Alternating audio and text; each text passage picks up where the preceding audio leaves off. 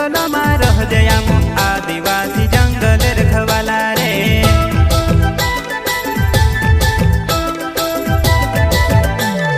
चल जंगल जमीन काज पूजे रे आदिवासी दुनिया ने रखवाला रे। बाप देव खतरी काज पूजे रे आदिवासी सबसे निराला रे।